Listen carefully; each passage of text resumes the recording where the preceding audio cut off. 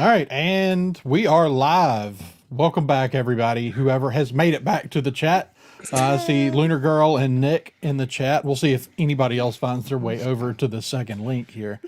At the moment, I'm trying to find it. I didn't get a notification. It's in the Red Pop chat.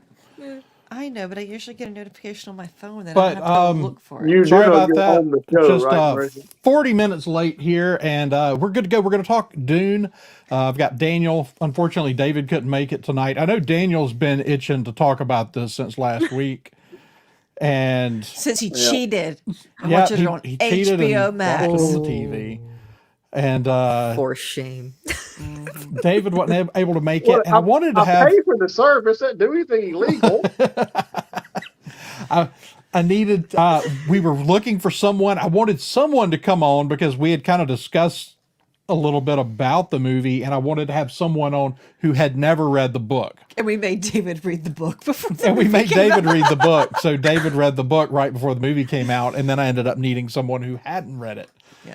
So Chantel is here to give us that point of view. But and I actually want to start there because a little bit of my concern was after watching it and knowing how complex this world is, how well can someone who has not read the book follow this movie?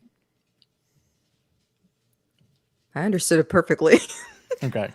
You know, 'Cause- I felt like Keanu because we were watching. Okay, I'm not gonna lie. The second time we watched it, Daniel, we watched it on HBO I'm coming Max. back. Y'all keep talking. So we were kind of going about, we were halfway into the movie, and Iana says, "I don't understand any of this," and I was like, "Well, what do you not understand?" So and she recounted everything that had happened so far, and I was like, "Well, yeah, What are you just not wait. getting? It's like it'll fit Yeah. together eventually." Yeah, and I think as I've had time to think about it, I think it's a lot like it's kind of like Lord of the Rings, right? Like, You have to follow it. Yeah. well, it's not just that you have to follow it; it's that because I periodically will watch reaction channels to kind of get a fresh perspective on something that I watched a long time ago, where someone's just watching something for the first time, and I've watched a few lately of people reacting to the Lord of the Rings films that had never seen it. And I'm pretty well versed in the lore, so I find myself going, no, that's not what's happening. But they follow the story Right. fine. There's just Right. things that have a deeper you could have a deeper understanding of some things, but you can still follow the story. I actually think it's probably easier for someone who's never read the book to understand the movie and follow it and enjoy it because they don't know what they don't know. Right. They don't know Maybe what they're so. missing. You know what I'm saying? Yeah. So that makes I perfect just sense. I just wondered because we didn't get a lot of explanation on who the Bene Gesserit are, or just kind of the. I think Most we got evil enough, organization ever in the history of literature. pretty much. much. I am excited. They've got a show that's. I'm not sure when the show comes out, but there is a Bene Gesserit show on the way on HBO Max. Right. So what did you think, Chantel? Did you enjoy it? Did you think it, how did you feel about it? I personally loved it. And again, I'm coming from the perspective of somebody who's never read the book, so I'm looking at it with a different lens. I'm just seeing it Right. as a sci-fi film. Right. I found it easy to follow. I thought for the length of the movie, I thought it flowed just nicely. I personally didn't feel the time at all. And again, I'm looking at it from an acting perspective, from a filmmaking perspective. So for me, it all Right. clicked, and I absolutely loved it. But it had the same effect on me as Harry Potter, which is I saw the first Harry Potter movie before I ever read the books. I poo-pooed the books, actually. I didn't want to read them. I thought they were kiddie until I saw the first movie, and then it got me into the books. I think this is going to be the same thing here with Dune. I had nothing against reading the book. It's just sci-fi has never really been really my thing. I've never really gotten heavy into sci-fi, and I always heard that Dune was very complex, and I wasn't sure if I could handle it. Now, after watching the movie, it piqued my interest. Now I want to go ahead and read the book, which I did go ahead and buy. Yay, Haven't you started it got yet, it. but I'm very excited about it. So, but of course, now I will probably do like I do with Harry Potter, make all the comparisons, Yeah. which is fine. Listen, But- you can only fit so much. I've always heard that this was a very difficult, complex book to turn into a movie, so I'm not expecting it to be identical. Yeah. And I do want to try to shy away from the second half of the story as we have this conversation so as not to spoil the book Right. for you Thank since you. you're I was about to gonna read the say book. I can just leave if you want. No, there'll be no We can tell you spoilers. everything that happens in the next No. 3 books. Oh no. No, we won't do that. That wouldn't be very nice. But the book is one of my favorites. It's not for everybody. And I'll just say that outright. It's kind of what's commonly referred to as cold sci-fi. Right. Yeah. And Everyone is cold. and I it's, have Well, a but feeling. I that's have a also feeling the part movie of is more the- for the general public than the book is. yeah. What's I that, mean- Daniel? I was going to say, like Mercer said, everybody is cold, but the whole deal with the Bene Gesserit is all about making sure your mind controls your actions and not giving in to your baser instincts. Right. So that all follows one of the, a large part of the theme of the books in the first Right. place. But it's a wonderful, very complex story, but it's for some people it's a hard read because of kind of the coldness of it. Yeah, But- well, just in the first half of the first novel, I mean, we cut out like 8 subplots to get halfway through the first book in this movie. Right. Honest to God, they did, and Yeah. they had. I mean, No, and it works. So It Liberty's- flows very well. Yeah. it does. It works. They're telling the meat of the story. Right. Yeah. I think it loses some of the, what's the word I want to use? It loses some of the impact the novel gives you without those backstories and connections. First of all, I wasn't asked directly, but this is a great movie. Yeah. Oh yeah. It is from a filmmaking standpoint, It's beautiful. just It's so beautiful. the technical art of how to make a film. Yeah, this man's probably the best director we have right now. Well, it's He- not just that. Sure.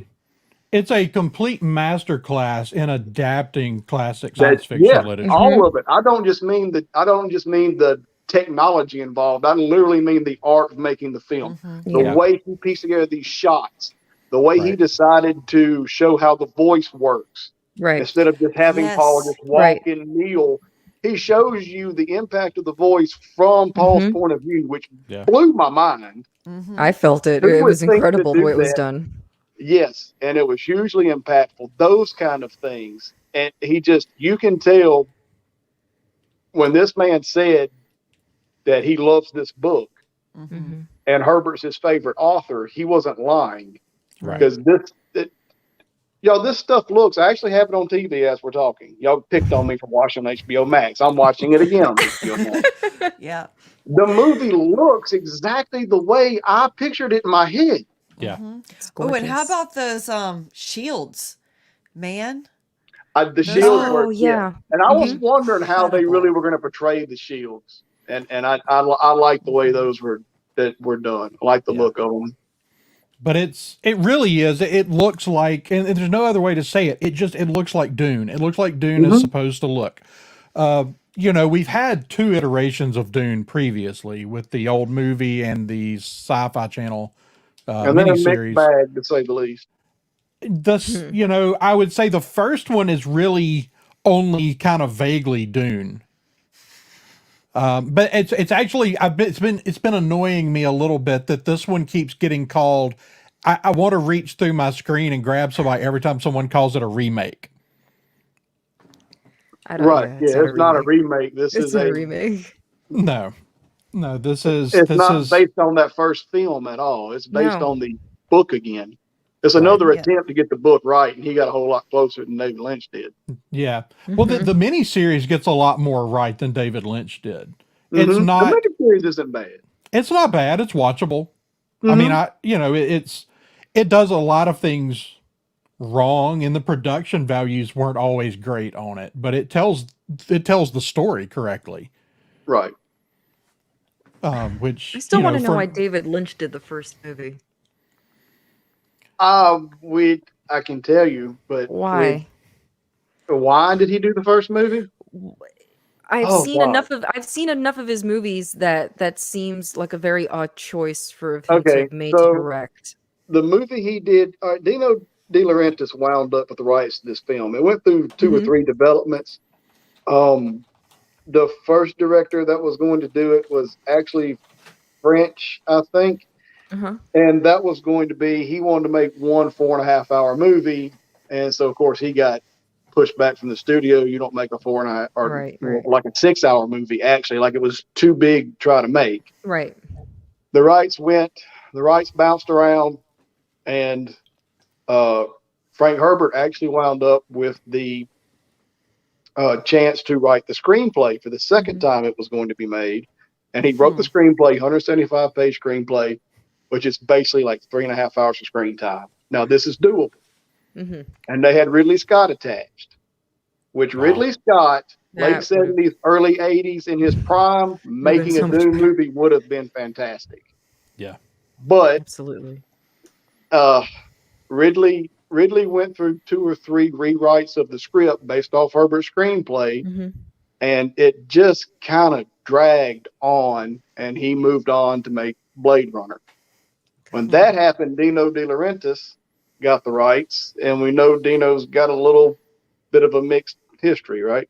Mhm. So his daughter saw a David Lynch movie, decided she liked it, just hired David Lynch to make the movie, and he admitted to have never read the book, not being a fan of sci-fi, and But that's why I he, don't on the surface, it's understand. like he had no interest in it, but I don't know, he just did it. They paid him to make the movie, and Wow. It's just weird for when he me. did read the screenplay, he was like, "All right, well, I can turn it into this," and we know what he turned it into. Yeah.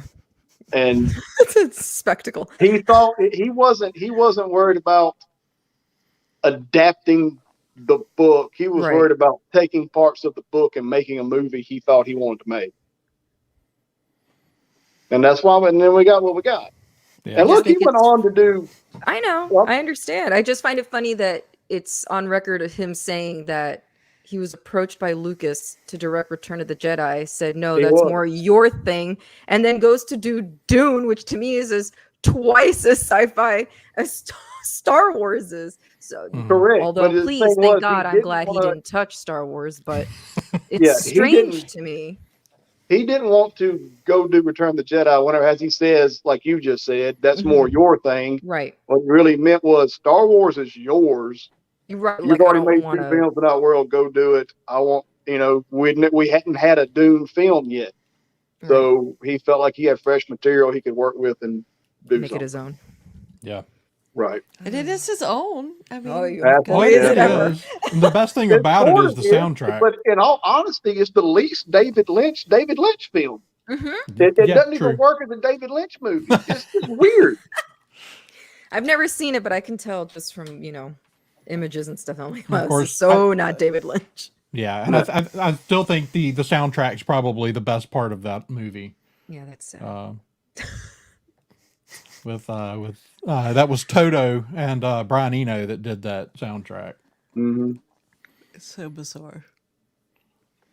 Well, it's really not like you're making that movie and like you can't It's have the you don't get 80s. John Williams, but you do go get John Williams' son to do most of the score. Yeah, that's true. So speaking of score, what did y'all think of the soundtrack for this I was movie? just going to say, I loved the music. To I me, do it too. hit all the marks for me. The visual, my mind, the music, it all worked. I thought it was so beautiful. I think it Just worked that, extremely well in the context of the film. It does. Mhm. I made the mistake of listening through the soundtrack before the movie came out. Oh, It was yeah, not I wouldn't have done pleasant. that. Yeah. Like I kept being like, it's got to get better. It's got to get better. Yeah, I and don't, I mean, I didn't. downloaded it, but I still haven't listened to it because I know it's Don't. not gonna be the same without the visual. That's not a soundtrack that you can listen to like that. Yeah. And I right. mean, if I see the movie enough times that I can see it in my head, Right. then it might be one to listen to. But it's not one that you listen to for. It's not Star Wars. No, It doesn't have. I get what It's you not. mean. You're not just going to sit down and listen to the soundtrack. It's not Lord of the Rings. No, it's not going to give you that feeling. I know what you mean. Right. And you're not going to be, bouncing around the house humming. No. Da, da, da, da, da, da, da. Nope, Right. none of that, because it's just Just all walk around the weird. house screaming. But yeah, Yeah, It's ominous. Yes, it's very. And it fits. It's so. I have to say, speaking of, you were saying the least David Lynch movie. The David, least Hans Zimmer. it is the least Hans Zimmer score I kept conceivable. forgetting it was Zimmer, honestly. but where the least David Lynch thing didn't work for David Lynch, it really sort of shows just how good Hans Zimmer is. Yeah. To Oh, absolutely. he doesn't Agreed. do his music to be his music. He does the music necessary for the film. That whole like Arabic chant rhythmic thing going on in this movie Yeah, fit. that Mongolian throat Yeah. singing that they had going I with mean, the starter cars. The world Beautiful. obviously has a huge Arabic influence anyway. Right. Yes. And so that was a brilliant choice. It Absolutely. absolutely fits the feel of the movie. Mhm. Yeah, I agree. mean, I think you get a lot of the feel. He really leaned into the kind of the Lawrence of Arabia influences. Mm-hmm. Which is fair, because I think Lawrence of Arabia was kind of one of the inspirations for Paul Atreides. Yes, absolutely. That's what I'm saying. Like Yeah. that was a big inspiration for Frank Herbert. Yeah, Arabic history played a huge. He Yeah. had an interest in that, and it played a huge influence in these books. Mm-hmm. All right, so I mean, I really love the movie. I do have a couple of things that I think were not quite right about it. And so that's kind of where I want to go next. Like before we get, I want to end on an up note. So I want to talk about right now the things that you might not have liked about the movie, whether it was, acting choices.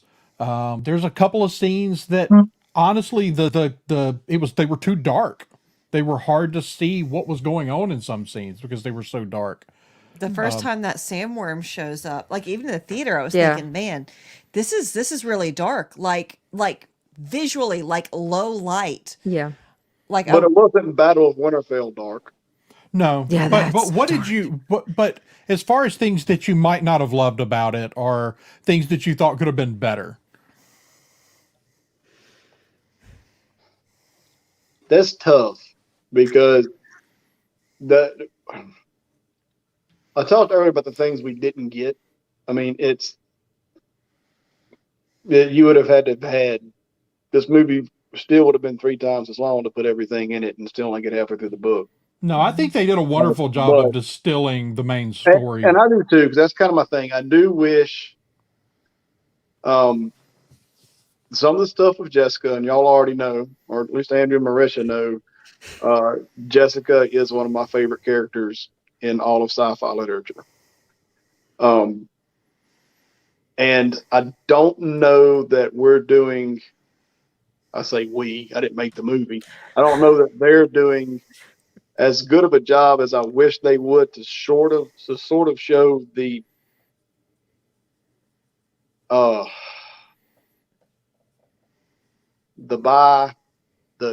contrast between these two worlds she's stuck in. Mm-hmm. There's a line in the movie between her and the Reverend Mother right after the scene with the box Right. where she tells her, you were told to only bear girls, Mm-hmm. but you and your arrogance decided to have a son because you thought you could produce the Hazarak. has like Yeah. Hisach yeah. cataract something. I get tongue tied with that word. Y'all know what I meant. Mm-hmm. Now, and I paraphrased it, but that dialogue is word for word from the book. That scene is there, but what you don't get is Jessica's inner monologue. That's not why she did that. That's not her largest reason for deciding to have a son. She loved Leto. Leto wanted a son. And there's a line in the book somewhere, and I'll paraphrase this one, I don't remember it word for word. Something about that she would not deny him that. Well, Right. she's told you had the Right. bad taste to fall in love with your breeding partner. And she is told that, right, but that's not in the movie. That's what I'm Right. saying. No, that's what she's told in the Yeah. book, though. We don't get this whole thing of her sort of being torn between duty And love, which we've already decided, we've already talked about the fact that Bene Gesserit are all about controlling your decisions and your actions logically, right? Right. And that's one of the things that makes her a great character. And we do see the fact that she does love and worry about Paul as a mother. But I don't know that we're going deep enough to really give that character as much depth as she has. Mm-hmm. And I think Rebecca Ferguson is, I can't picture anybody else. When I knew this movie was being made, my first thought was they better get Rebecca Ferguson for Jessica. And they did, and I'm happy about it. And then there's just other things like we said, there's a lot of subplots you don't get. Mm-hmm. I don't think we'll ever get the I'm gonna get tongue tied again, the Benedictine jihad explained. Mm-hmm. We're not spoiling the book for Chantel, but Just let me know. I'll take the headphones out. because I don't think we'll ever get to the point in the story where that's actually important. Mm-hmm. You know what I mean? Right. Where it's actually important to the plot. So I don't think we'll ever get that explained. I would like to see more Jessica and Leto, because that's where you get all the depth for those two. A lot of the depth for Jessica and all the depth for Leto is between their interactions. That's what I wanted a little bit more of, honestly. There wasn't enough character development there. In fact, when he said to her, "Oh, I wish I would have married you," it actually threw me for a loop in the theater, Right. because the way they treated her this whole time, I thought they were married, and then I was like, "Oh no, she's just a concubine." Yeah. Like those kinds Right. of things, I wish would have been explained just And a it little is- bit for the people who don't know the book. Well, and you'll get it pretty quick in the book, actually. Yeah, You'll start, and Yeah. there is a lot more character development there for him. So we could have had some more of that. hmm I will say that, and I know David feels this way, so I'll speak for him since he's not here, because he and I talked about this exact point. There's not anything in the movie I would have traded in order to put anything we missed back in, if that makes any sense. That's Yeah. fair. So some of the stuff I'm saying I wish we had done better is probably kind of nitpicky, because I wouldn't have traded any of this. I right. wouldn't have traded any of what we got to get it. But that's good. Except maybe, we can have a couple of more conversations between Leto and Jessica, probably would have solved a lot of my problems. Yeah. So yeah, you get that. You don't get as much of Paul's connection to his teachers, to Gurney and Duncan. Mm-hmm. Yeah. well, you get I a would have liked more of clear that, too. friendship vibe between him and Duncan. But yeah. Yeah. But you don't have a really learn too. enough to get really attached to the characters. No, you don't. You don't. Because when Duncan dies in the book, you just want to throw the book across the room. Yeah. Mm-hmm. So if you're reading it on the plane next week, Chantel, don't throw it across the plane. Well, she already Oh, knows God. now. She's seen the movie. Well, so- I mean, and that's my other thing, Yeah, is but because of it's the way it tougher in was the book. told, but my thing is the way that it was told, and that he's seeing it as a vision. At the beginning, I already had this feeling, well, that's probably going to go down. And so I was already, by the time he died, it was like, okay, well, yeah, he already saw that vision in the beginning of the movie that he was going to die. So when he actually did die, I was like, okay, well, I saw that Right. coming, because you already told us. So Right. it didn't make a difference to me. Only that Well, it was you know- Jason Momoa, and that he's so charismatic. And whether you got honestly- enough of him or not, you just like him automatically. And I think that that's part of the reason that they went with Jason Momoa is Yeah. because he sort of He's has likable. he has that likable kind of charismatic Mm-hmm. quality to him that you don't have to spend a whole lot of time establishing the rapport with. It's not like you don't Right. have to develop his character I liked him right extensively. away. Like, right. It's instantly Right. believable that he and Paul are that close. Oh, totally. Totally. Exactly. And I will say this too, while we're on the Jason Momoa thing, something else popped in my head. I made this point to David the other day too. And this is not disparaging of Jason Momoa, because this cast is next level. Yeah, I agree. Momoa's other than Dave Bautista, who has actually a very small role, Momoa's probably the weakest actor in the film. Mhm. Whenever you can say that, whenever what's really your weakest actor doesn't hurt the film or is noticeable at all, what Yeah. I'm trying to say, he can hold his own with Oscar Isaac and Yep. Josh Brolin and Rebecca Ferguson and Timothy Chalamet. It says a lot about the way this film's made and the way this script is written and the way the characters portrayed, and I think that's a fair Oh, thing yeah. to point out. Mm-hmm.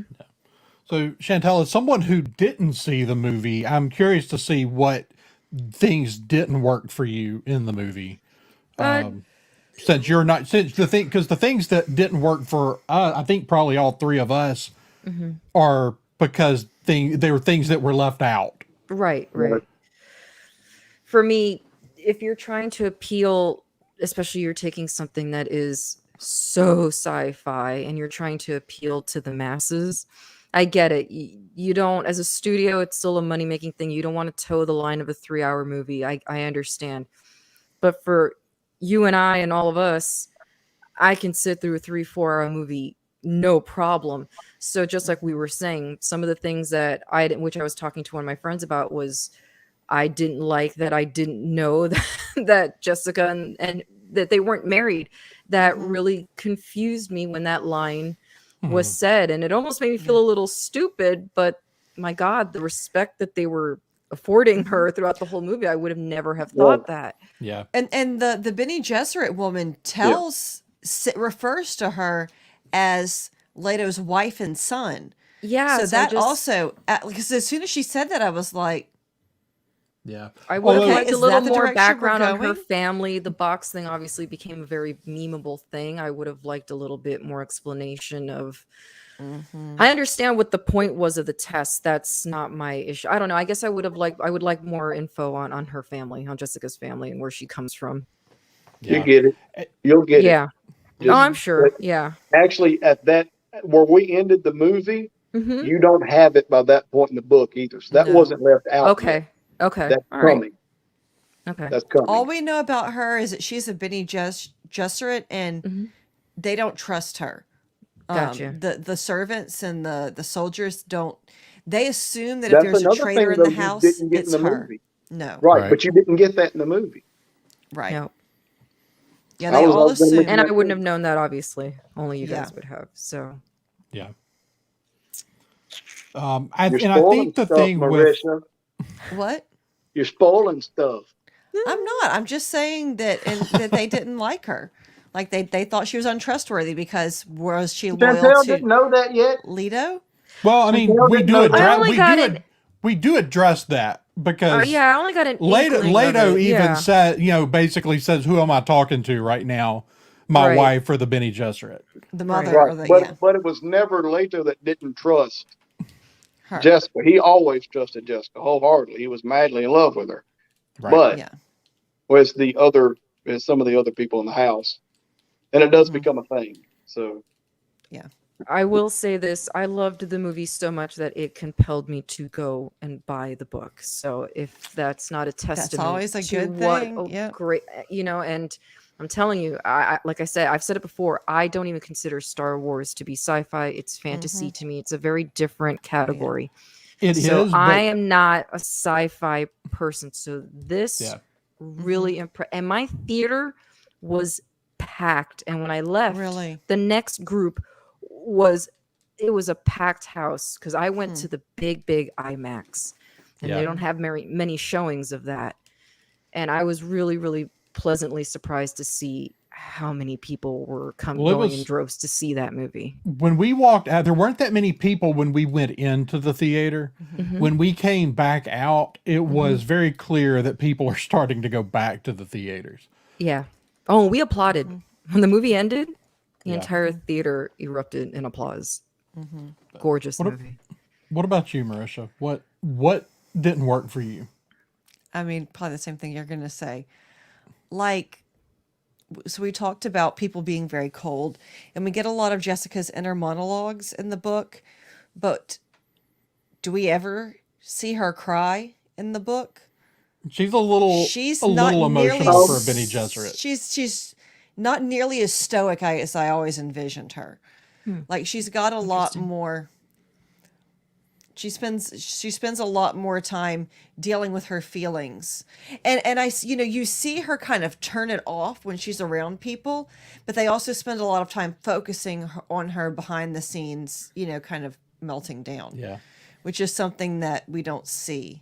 Yeah, and that's what really didn't work for me was I felt like she was a little overly emotional. But the more I think about it, I'm like, that's the closest thing we got to showing how torn between these two worlds she is. Right. That Which when is she's not important in to front the of people, she's breaking down. Right. right. Which is important. She is what we do see, because as we've said, we understand how torn she is. We've already talked about it more than once. We see her in the film, she's emotional when Paul's involved, which is perfectly believable and I think translates well to, the to try to convey how torn she is, her being her, so I think it fits. I think it Makes her works well. relatable. Yeah. Yeah. We don't see it described that graphically in the novel, Yeah. but it does come across that she loves her family, Definitely. which she was never supposed to do. Right.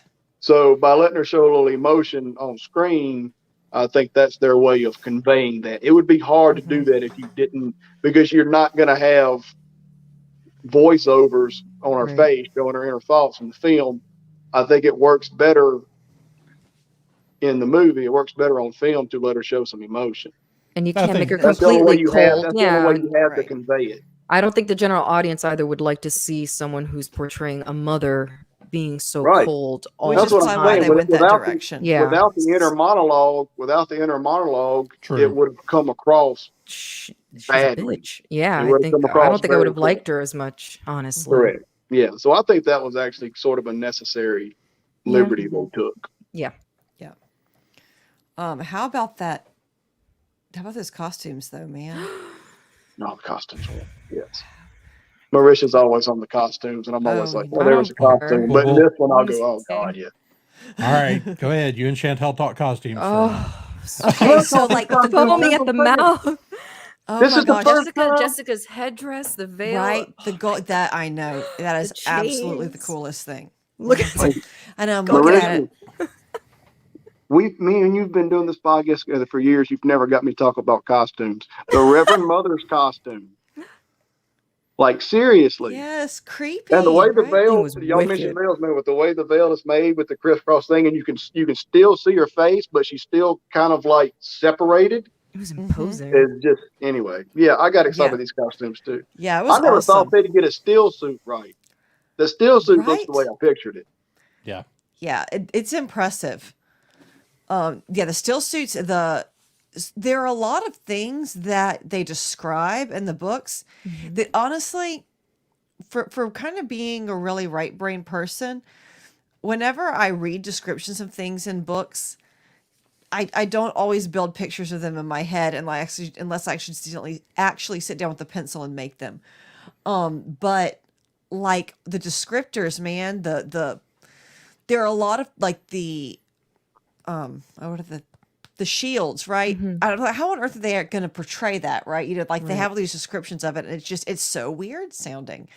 But yeah, the still suits are, and the armor is really, it's impressive that it is not. I don't like it when sci-fi becomes too. It reflects a specific culture too much, right? It's like it really screams, 16th century Germany, or even some of the things in Star Wars. It's like it's like that's clearly Mongolian, Right. and those are never my favorite things. The things that can clearly be traced to real world. But Although they did some of that, there is some of that in here. but it's But it's all very intentional deliberate. because let's not forget this is sci-fi, but this is also Frank Herbert's version of our future. Well, that's what I'm saying. Right. The things that are reflective of Earth culture are done deliberately. You can kind of see a thread that connects back instead of like random space country. Isn't it crazy that it looks just like medieval Europe? Or isn't it crazy that, it's not like that at all. It feels like a world where a lot of things have been forgotten and a few things have been remembered from the world that we live in now. Right. I can see that. But yeah, that gold, man. Oh yeah, that's really sad. Oh God. That was Yeah, kind that of was a sad heartrending. scene. So this is Nick saying she did cry once in the book, and this is the scene. So Yeah. thank you, Nick, because I did not Mhm. remember that. I felt bad for when he said that. He made me a Yeah. freak. Oh, I mean, he's Yeah, I not do. wrong. Yeah, that that's hurt right. me. Yeah. Actually, Nick is right. I do remember them describing it in the book, and that's right. I'm so excited. I can't wait to read it. So, Yes. so what costumes were your favorites? And like, and there's some big ones because it's not just. I mean, we've talked about the Atreides armor and all that, but Baron Daniel is Harkonnen, so ready to go, man. Yes. Baron Ask Daniel Harkonnen looks first. amazing. Yes, he absolutely does. What's your favorite costume, Daniel? Well, actually, first I'm gonna mention Andrews. You said Baron Harkonnen does look amazing. When they describe suspender straps, or you know what I'm talking about. Yeah, You don't. You're like, what in the hell? And that's sort of hard to picture without looking goofy. It looked Mhm. great, but Yeah. that's not a wardrobe because he's mostly naked most of the movie. But yeah. But I was the mostly Reverend referring Mothers, to the prosthetics and stuff there. But yeah. Oh well, yeah. That makeup, though, yeah, is Yeah. absolutely. Stellan Skarsgård is almost unrecognizable except for the voice. He did an amazing job. And those eyes. But back to costumes. I've never wanted to talk about costumes before. Dang it, Marisha, you're rubbing off on me finally. Sorry, it's a whole new character in a movie. I do love the Reverend Mother's costume. That was Yes. a gorgeous costume. I mean, if, It's like it's designed with purpose because you separate her from everybody else in that Mhm. film. Mhm. She's always got the veil on. She's got the big high hat. The robes are just flowing like she's otherworldly, like she's above everybody else. And that veil's always down because she's disconnected from all the other little insignificant people going on because our plans are designed for centuries. Like, no, I'm being serious. It helps convey the arrogance of the Bene Gesserit in Absolutely. that way. Mhm. And I don't know. I'm going to She shut looked up. like the Grim Reaper to because I know me. nothing about costume design, but I can No, tell you're that was designed with purpose, and it did its job. and those are always the best costumes. Is the ones that you can you could see this Yeah. character making these choices for a reason, and you don't have to go looking for it. It's sort of right there. Like the It's reason that almost I like get the up. wardrobe is a character. It is. Yeah, Absolutely. absolutely. She was just as imposing to me as Stellan Skarsgård was. Yes. I would not have messed with her. No, at all. absolutely not. Yeah, and they did such a great job of creating such a unique look, man. So, we were discussing this when we watched it the second time, Daniel. The characters with the helmets with the spice, that's definitely the navigators, right? Mm-hmm. Because they're standing there and they're talking because when they say the 5 navigators, they've all got, and they've actually got spice in their helmets, which I didn't notice the first time. That's crazy. Right. Yeah. And they tell you at the beginning of the movie too, they use spice to heighten their senses to help them find, the routes through the interstellar travel. Yeah, it's pretty crazy. They overplayed it a little bit though, because they tell you that without spice, interstellar travel is impossible. Mhm. No, they never would have found Arrakis in the first place. It's much more True. difficult. Yeah, yeah. that's reasonable. It allows greater expansion and space travel and whatever. It's important, but either way, I'm Right. being picky. I'm gonna shut up. Very nitpicky. Costumes though, man, the gold with the chains and all of that. That was just that was my the favorite. first picture I saw of that. I was like, Mhm. that is the coolest thing ever. And I loved Paul's like formal Yes. yeah. They So did beautiful. a good job with it, and I pretty much anytime you do sci-fi or fantasy, you can fall into a couple of traps, and that's Right. with fantasy, it's like everything can very easily come off looking like Lord of the Rings. Mm-hmm. Mhm. And in some types of fantasy and sci-fi, things can come off looking exactly like Star Wars. Right. and they avoided those traps really well. And I think what I love the most, one of the things I love the most about this movie is that because this is one of the cornerstones of science fiction, of science fiction literature. And On our pillars list. yeah. And so if you take this movie, like you can take this, you can see it, and they did such a good job translating it that you can look at it and understand. You can suddenly see its stamp, the stamp of Dune, on all of these other franchises, including Star Wars. Yes. Oh, absolutely.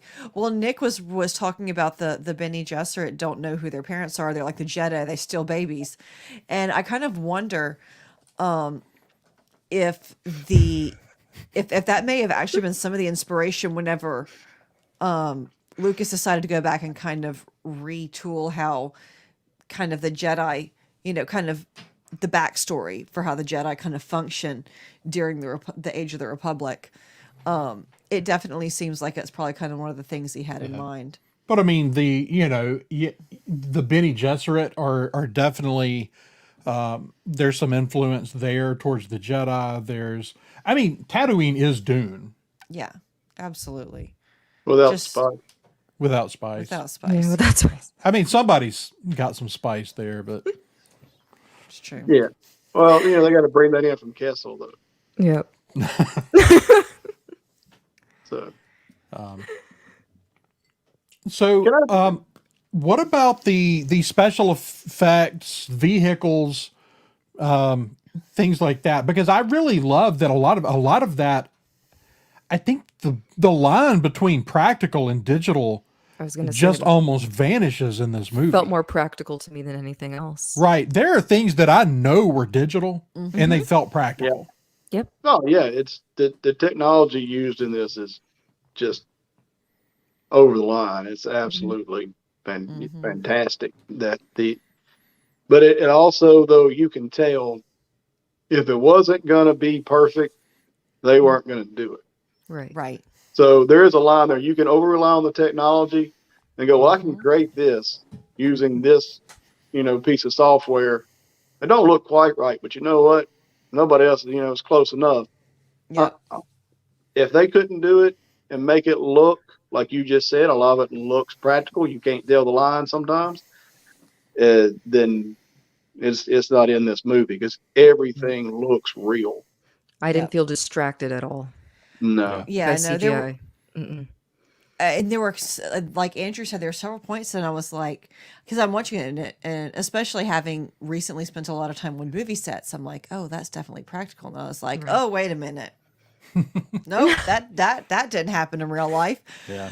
Well, like It's impressive. the ornithopters, Yes. for example. Yeah. First of all, I The never ornithopters thought are they would be able to make the ornithopters look that cool. Those were neat. But really like again, those. when we're talking about the way you picture it in your head, did you not picture it like a dragonfly? I was going to say, well, these Absolutely. look like dragonflies. Yeah. That's exactly what I thought. But it just, I don't know. Can I back up a second? I feel Yeah. bad. I want to go back to story for a minute. Okay. How did y'all feel about the way these prophecies and destinies and stuff are portrayed? Because I was actually very glad that they took the time to point out that these are all manufactured and planted, and like there's no actual like manifest destiny to any of the prophecy in these movies. It's all done through literally thousands of years of selective breeding and hundreds of years of political maneuvering. And I think that was, I think it was important that they made sure they touched on that. And I don't know if that was something y'all even noticed or were worried about, but No, I thought they did a good job that's with always it. been my biggest thing about people who just think they understand Dune whenever they act like the mental abilities of some of our characters are like supernatural magical powers, and they act like these prophecies and like it's all like the way we think of mystical divine given prophecy, and it's not. If that's what you thought, you didn't understand the fact that this is human evolution and hundreds of years of training and tens or dozens of years of training for the individuals involved to use these abilities. Mm-hmm. And you didn't understand that it was all manipulation and political whatever. Yeah, it's From- all science and And propaganda. the Uh-huh. Bene Exactly. Gesserit have been seeding these prophecies for years, so that Correct. whenever They they invented finally them. get their person, they can. Different prophecies among different groups of people. Yep. So that But whenever so that it would their fit the culture. Right. exactly, so that whenever their guy finally shows up, they can be like, "Oh, look, here he is! You've been waiting for him for hundreds of years. He Exactly. finally showed up." And Like it they- wasn't just that they're trying to fulfill the prophecy. They engineered the prophecy. Right. Yep. Yeah. So I am glad we pointed that Yeah. out in the film. They're all the most out there things people say about the Illuminati, basically, except for how they've been around a lot longer. Right. They've been Right. pulling strings for tens of thousands of years instead of just 1,000 or so. Right. It's true. So let's talk about the one thing that you had to get right, but was probably the hardest thing to get right and make it look believable Mm-hmm. in the sandworms. Wow. They pulled it off 100%. Those are so cool. It's, That was what I was it's looking not- forward to seeing the most, actually, just from the trailer. Yeah. I keep saying the way I picture it in the book, the sandworms are the one thing I will say are not, because I will tell you this. They are much larger and much more awe-inspiring than I ever imagined. And Yeah. I am just like, I get Right. The my, book my tells heart you. your heart starts to beat faster when the first time you see one on screen. You know what I'm saying? Mhm. Well, Right. It just sort of like, the book tells you how big they are, but like you really don't understand the scale. Right. They did the scale. They got the scale right in this and showed Yeah. off just how big they really are. And I thought they did just an absolutely amazing job. I think as much as the sandworms, I love the way they move through the sand. mhm. I love the vibrations of the sand that'll allow them to move through. Yeah, which is an excellent.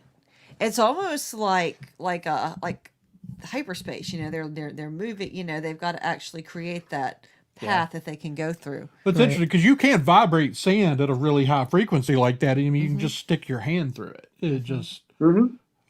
and so that's the way they had these. The worms are actually creating the vibrations that allow them to pass through the sand. Yeah. All right, we got a question here. Let's see. All right. Nick wants to know, Chantel. Mm-hmm. All right. Good question. Yep, that's a good question. Well, why don't you read it out, Andrew, in case anybody's listening to the audio? Sure, yeah. So Nick asked, question for Chantel. As someone who didn't read the book, do you feel it made clear why they were using swords and why they need spice for space travel? I only got to see the movie once, so I'm gonna say no, because as someone who didn't read the book, I was at some points, I guess I could say that because it was so visually stunning, that sometimes not that it took me out of the movie, but maybe there was dialogue that maybe I didn't pay attention to as much. So it's something, and I keep meaning to go back and rewatch the movie because I want to rewatch the movie just to see if there was anything that I missed. So I feel like I'm going to just go ahead and say no. I don't think they covered any of that. They And that didn't- could they also didn't be as mention it at well. all. They Yeah, never and it's hard mentioned for me to energy know. weapons. They Yeah. never mentioned any of that at all. Yeah, so like you may have noticed the guy with the glazed over eyes. Yeah. Mhm. When it Didn't explain that basically- either. there are no computers. Okay. Everything is mechanical. Right. Or most things. So there's some electronics, obviously, but there's no AI of any kind. Right. No thinking computers. Right. Computers don't do any calculating anything like that. All of that they figured out ways around it to get. Okay. So that's what he is. He's basically a human computer. Gotcha. He's a mentat. And they Gotcha. also, I don't think they explain that at all. No. And so that's why we have swords instead of blasters, right? which is you think this far in the future, you think energy weapons of some kind, right? If technology, so basically technology has reached a certain point, Right. and all of the bad things happened that sci-fi always says will, and so then this is after that point. This is Gotcha. kind of a lot of the things, the way they do things are reactionary to all of the Well, Skynet drama. they do have energy based weapons. The thing is, they interact badly with the shield. Okay. Yeah. They cause huge explosions. So that's why you usually only see handheld weapons. There's actually a mention of projectile weapons in the books that I don't know that we talked about or really saw. Well, yeah, we did. We did during Duncan's escape, huh? He had the ship he Yeah. was escaping Yeah. in. I'm sorry, just so, but we don't get a big explanation about why we're not using energy weapons. Because somebody, like I said, when Dave and I talked, he went and saw it with friends of his who had never read the books either, and they actually asked him, "What's the point of the shields if the sword can just penetrate it anyway?" Well, it Right. does offer some defense from the swords. You have to be a very skilled swordsman to control your blade speed at the right point and moment for it to penetrate the shield, and then thrust it forward to penetrate the skin. It ain't easy to do. We're watching people like Gurney and Duncan, who are acknowledged as being two of the finest warriors in the world, be able to do it. And That's I think when I that's didn't have why in that the thought. first scene you see him kind of tap, right? He taps with that sword, and Right. and it's blue, tap, tap, and then he goes a little slower and it goes through. So he turns So- it flat side without Right. Yeah, with flat, no the edge. flat will penetrate. So that's kind of, I think that's what that was about. I think that was like, and this is how this works. To kind of establish like it is some protection, but if you have the right skill set, you can get through it. Right. And the energy weapon thing really just would have taken somebody wanting to use an energy and somebody going, no, they have shields. That would have just been something as simple as that to explain why we don't see energy weapons, because the technology does exist in this galaxy. They just don't use it. Okay, Yeah. you're right. Yeah, you're right. I was kind of thinking that was tied into the computer thing, but you're right. It is. Yeah. It is its own We thing. see a little bit of it from the ships. So I mean, but Ooh, and how about those big old missiles going you like fireworks? Man, that was something Pew. coming down from the ship, like whenever Duncan Idaho's sailing off, and you see the missiles coming down, like hundreds of them coming out of that that bombardment there. Yeah. No, So- I know. I noticed that too. I was watching that going, that's pretty cool. Yeah. so as we kind of we're getting a little long here, but what were the things that y'all really loved the most about the movie? It was so damn pretty. I mean, I'll just say, I so really think, I beautiful. mean, it's an absolutely gorgeous movie, It is. Yeah. but Just it's the fact also, that the things we got, like I've said about Harry Potter before, I wish they hadn't left as much out as they did in Harry Potter, but the things they put in there, they got right.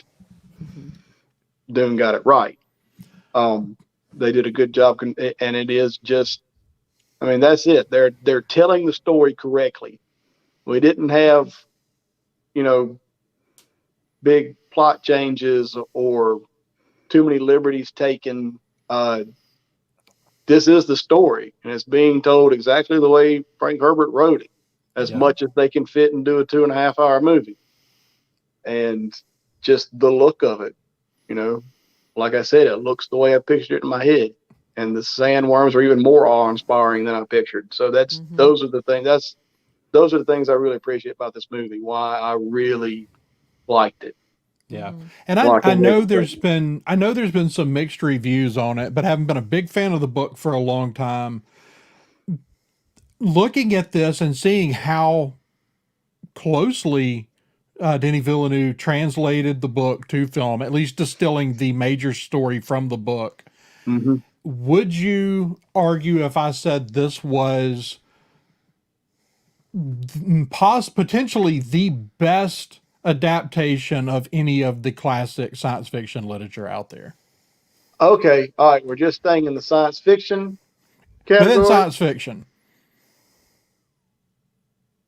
Because I mean, if you go Yeah. over to like fantasy, I mean, you've got things like Lord of the Rings and Yeah, It's hard to exactly. compete with Because Lord I of was the about to Rings. say that's hard to debate when stuff like Lord of the Rings and Harry Potter exist. But if we're just talking about sci-fi novels, is this? I don't like know. There's his. some H.G. Wells stuff that's pretty well adapted. As much as I love John Carter, Mm-hmm. and I still think that movie got a bum rap. It wasn't marketed right. The kids and I enjoyed it. There's some liberties taken with John Carter, but they're not bad. There's nothing egregious. Mm-hmm. The Time Machine, I don't like as a film. I But didn't that's like actually the pretty well book adapted. either. Yeah, the book is Man, creepy. I got done with the book and I was like, Mm-hmm. well, I just wasted a whole bunch of hours of my life on that. And I'm a big fan of classic literature, but The Time Machine was dark. I will tell you this: this is a better film technically than any of the rest of them I kind of think of, and it is, like I said, the stuff they chose to adapt, they got right. So yes, Andrew, I'll agree with you. I think this might be the best sci-fi novel adaptation we've had. It's. I mean, It's hard to argue with, I Yeah, think. I mean, the more I think about it, the more I'm convinced that that's the Okay. case at this point in Yep. time. I mean, we've got some other stuff coming up that could rival it, but Not now Foundation. I had my biggest reservations about this movie, even though I loved it. Where it ended, I was just kind of like, if they never make the second part, then I think Yep. this movie starts to fall down the list of Right. where it does. ranks. Because it really needs the second part. It's not a complete Yeah. story. But it's been No. great that I mean, in part some 2's sense, greenlit you're now. just Yeah. at the beginning of the story Oh, absolutely. where this Yeah. leaves off. But But now we know we're going to get the second half, so Yeah. that's better. Thank God. correct. But Andrew mentioned some mixed reviews. But I don't think you're getting any mixed reviews from people who understand and love the book, because Yeah. we know the good stuff's coming. Hmm. Right. So I It only think gets better yeah, from here. some of your Right. some of your mixed reviews are going to come from the movie being slow, which I mean it's not action-packed novel in the first place, but all the action's in the second half. So if Right. that's what was Yeah. bothering you, just wait. That'll get better. Yeah. For sure. And even the parts of the story that we enjoy, actually, which you get some of in the first half of the book, that stuff gets even more explained and gets Mhm. better and deeper in the second half. So I don't want to pump it up too much, because I don't want to sit here and tell you there's no way the second movie's not better, because we have seen them screw it up before. We have, and so I mean, there's Yeah. always some level of concern. But if he's as what I love about this, he could have taken this. You could have had a lot of other directors that could have done this movie and made all sorts of changes to characters and story points, but he didn't. He stayed Oh, true. David Lynch? Yeah. The only real change to anyone in this movie is Kynes. And it it's didn't affect And inconsequential that's to the story. inconsequential. That character still has the same personality. Mhm. The gender don't matter. Nope. Absolutely the same character. Just, Yeah, it's just right. female You had the right character actress instead to of him. play Yep. the role, and Yep. so the gender is inconsequential. Yeah. So Yeah, they did a great job with that. yeah, no, I think it's like I just said. I don't want to sit here and tell you the next one's going to be better, because I don't know that. Oh, well, no, I do and know the there's a second change. half of the book is better than the first half of the book. I do know But that. I That have I would say. I have a lot of faith in where they're going at this point. I do too. Yeah. Absolutely. And they did the way that they took Kynes out was actually a little different than the book, but it worked really well for the story. So I appreciate whenever they make changes to the story that actually make it fit together better, even than the book sometimes, especially since they're trying to tell the story more Right. Well, concisely.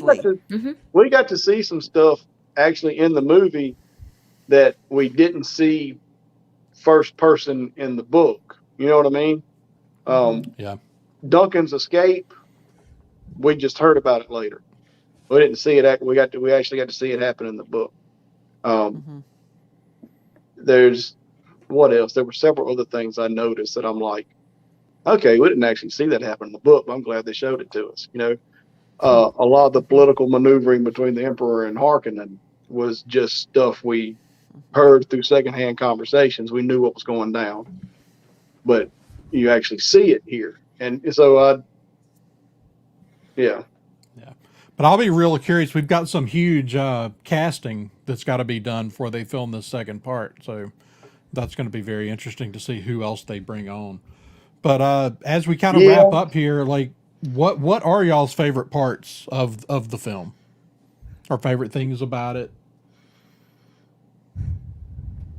Oh, I said mine already, y'all. I did too. You I said said it yours? was so pretty. So It's so damn pretty? specific. I enjoyed the accessibility of the movie. Like I said, as someone who's the general audience and not necessarily into sci-fi, I thought they did a wonderful job of making it accessible. I personally didn't find it to be too complicated. Could they have explained things maybe a little bit more? Sure, but then you run the risk of it being a 3.5 hour movie, and again, how much of the general public is going to really want to watch that? I thought it was exposition do people really want? Exactly. So for me, one of the things that I had written on Twitter when I did my review was it was a feast for the mind and my ears and my eyes. So it just hit all my senses. The acting was amazing. I can't say enough about the acting. And the music, everything just worked. It was just beautifully executed. Absolutely. So, Andrew, speaking of casting, I know at one point you said you were worried about Chalamet. I was. Your fears have been alleviated, right? Oh, absolutely. Oh, he was wonderful. That kid is Paul Atreides. Yeah, no, because I've only seen him in 2 movies, and one I wasn't super impressed. So well, that's the thing. I had never really seen him I wasn't in sure how I anything, felt. and I was, I was a little concerned about it, but absolutely sold on it. You go watch. There's 2 movies, and Marisha keeps mentioning one of them. Marisha, which movie do they need to see to know that Timothy can act? The King. And the other one is Boy, with he and Steve Carell. Okay. Because I saw him in Lady Bird, and he barely had a role in that. And I saw he was kind of a jackass. He was a jackass. Small role. And then I saw him in Little Women, which I liked him actually in that movie. But again, he was. Being Laurie's a little vanilla. Yeah. He's acting. Yeah, but I really enjoyed him in Not this all of movie. his characters are pompous asses. Yeah, but I really enjoyed this character. Absolutely. Yeah. Yeah. I mean, I don't think there's a weak acting performance in the film. Oh no, there's not. Well, there's not. It's very well done. And I'm looking forward to the second one too, to see more of Javier Bardem, because I almost didn't recognize him. Right? Until he started talking.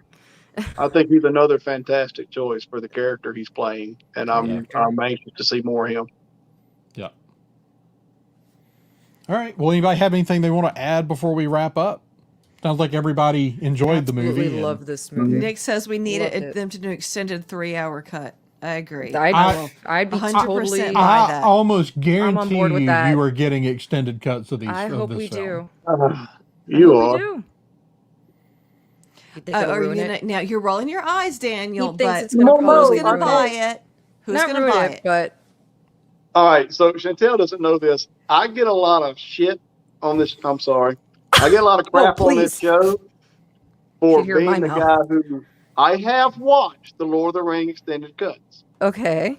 But if I want to sit down and watch the Lord of the Rings trilogy in a day, I'll watch the theatricals. Gotcha. And I get so much crap for that. Because you're wrong. And I don't know why. Because you're wrong. Well, that's fine. I can be It's wrong. not the right way to watch Lord of the Rings, Daniel.